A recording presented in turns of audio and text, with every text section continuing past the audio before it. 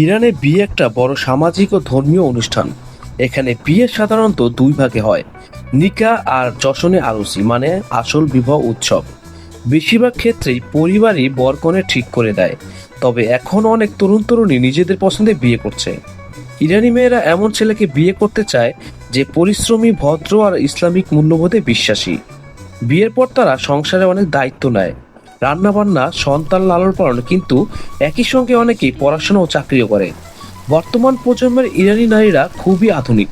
তারা career, fashion, এমনকি রাজনীতিতেও সক্রিয়।